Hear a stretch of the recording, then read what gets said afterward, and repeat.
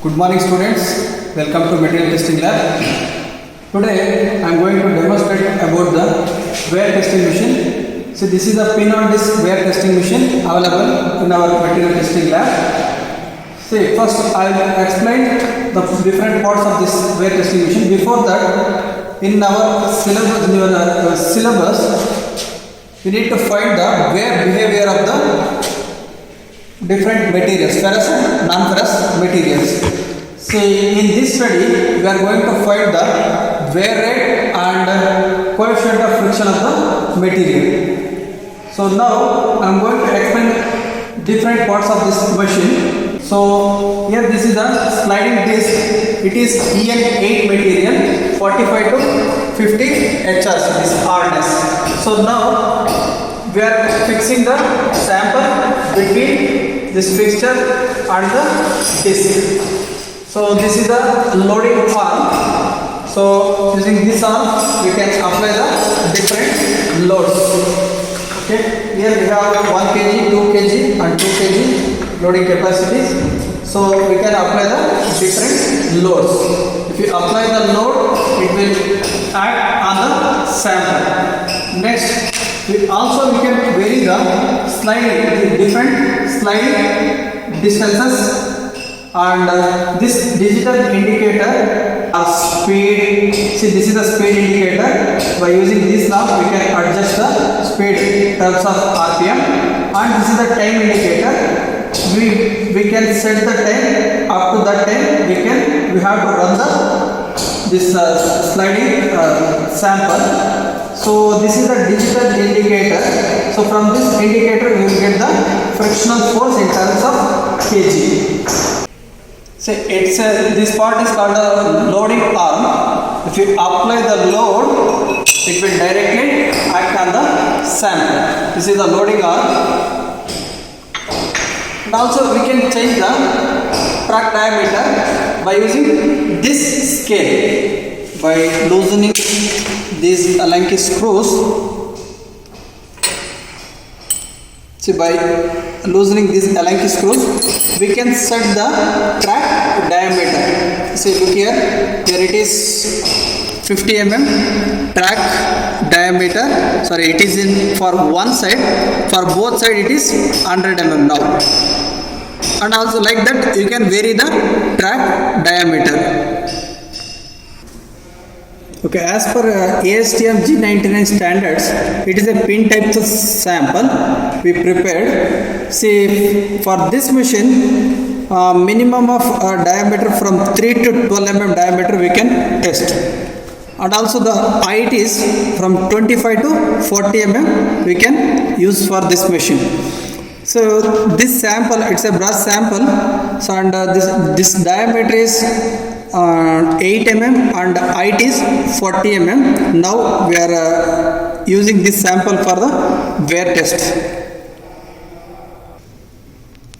See, now the one more important thing is there are two methods to find the wear rate of the sample. One is weight loss method, another one is height loss method. In case of height loss method, we need to measure the height before and after the wear test. Okay, before wear test, then after the wear test. That is H1, H2. In weight loss method, we need to measure the weight of the sample before and after the wear test. So now we are conducting the weight loss method. So first we need to measure the weight of the sample before wear test. And the one more thing, for a pin type sample, both surface should be flat. Both surface should be flat. I am going to vary the load by fixing the speed. Okay. This experiment, I am going to vary the different load by keeping the speed constant. So now I will set the speed at 500 RPM by rotating this knob. Slowly need to rotate this knob. So plus or minus 5 RPM variation is acceptable.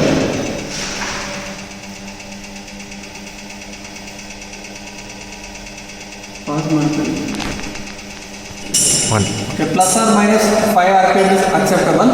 Now it is 500, exact 500. Okay. Next, I'll switch off the machine. See, now I'm going to fix this pin type sample to this fixture. Okay. Before fixing the sample, we need to check the flatness. It should be exactly flat. The one more thing is on this disc should be very clean, so that using emery 400 grade paper, before fixing the sample we need to clean up. So now switch on the machine using emery paper.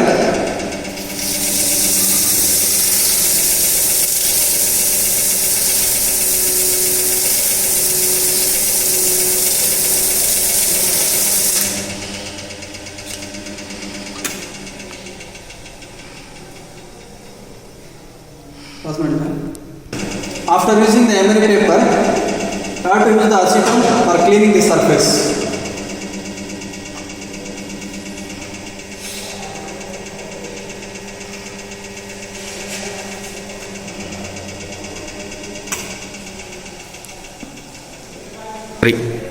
So the next step is fixing the sample to this fixture.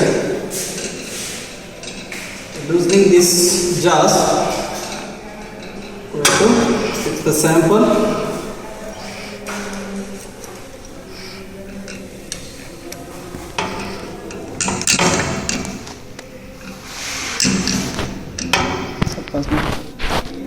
One. So we should fix the sample very rigidly. Before starting the experiment, we should check properly whether it is rigid or not. Then tight properly.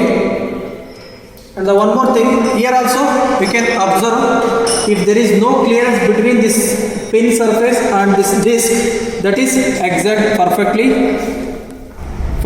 right to conduct the experiment. If there is any clearance between this pin and this disc, we need to remove those material before starting the experiment. 3.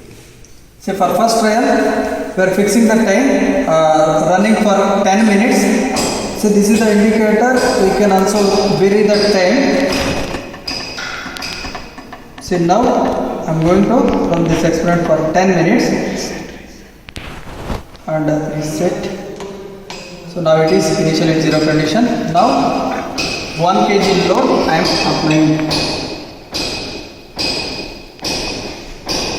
So the next step is ready. We fix the speed 500 R.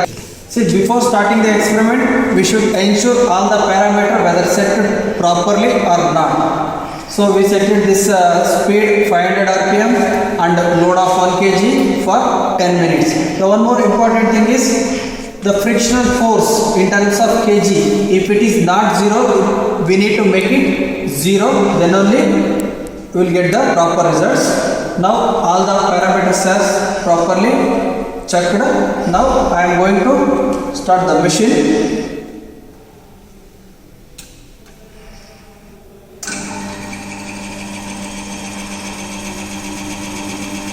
So now the speed is alright. So now the disc is running at 507 RPM. So now the disc is rotating at 510 RPM and for a load of 1 kg. Now this indicator shows the frictional force, that is in terms of kg there is a fluctuation. We need to take the average. So 0.29 to 0.26 is very. Now the disc is rotating at 514 RPM with a load of 1 kg. For this condition, we are getting the frictional force of 0.30 to 0.26. There is a fluctuation between 0.26 to 0.31. So we need to take the average of this one. We need to note down this frictional force. 10 minutes conduction of experiment. I have removed this sample. Now this is the worn surface, and now we need to measure the weight of the sample after the wear test. So earlier, before wear test, we had measured this weight. Now after the wear test, now we need to calculate the difference of weight. So that is the wear out from this pin. Now coming to the calculation part. See, these are the observation we have to note down. So the weight of the sample before starting the experiment. I already told you, before starting the experiment we need to measure the weight. That weight is 54.50 grams. 54.50 grams. Next, after conducting the experiment, the final weight is 52.20. 52.20 grams. Now the peripheral diameter of the sliding contact of the disc scale reading, that is initially we have set the reading, that is 100 mm, that is sliding diameter, that is 100 mm. Then the diameter of the specimen, that is 8 mm. So now here for first trial I have applied 1000 grams of load, that is 1 kg. 1000 grams of load at disc speed 500 rpm I have selected. So for this initial weight is 54.50. After complete the experiment, the weight is 52.20. Now the difference is now T1 minus T2, that is the reduced weight. So T1 is 54.50, T2 is 52.20. Now the difference is 2.30. The frictional force in terms of kg, this one we note down from the machine, that is 0.30.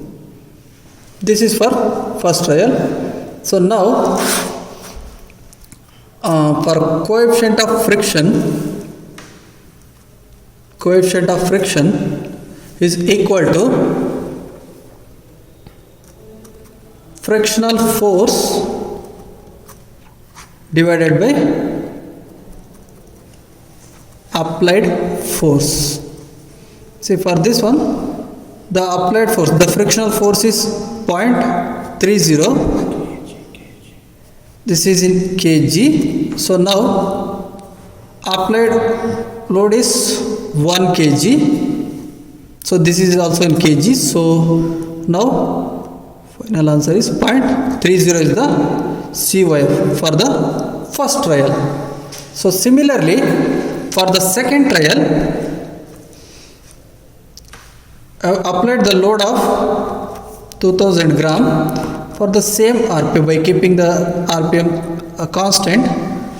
So now I measured the initial weight, final weight, then difference, then final CYF value. Similarly, we need to calculate for 2 to 3 trials by varying the different load. So now next come to this peripheral distance. Now for the calculation, final calculation, first you need to find out the peripheral speed. N is equal to pi dn by 1000 meters per minute. Here this where d is track diameter, that is 100 mm, where n is the speed, that is 500. If you substitute, we will get the peripheral speed. Next, where Tw is equal to T1 minus T2. So directly we will get it in grams. So next, wear rate is equal to wear divided by peripheral speed. If you substitute for this one, finally you will get the wear rate.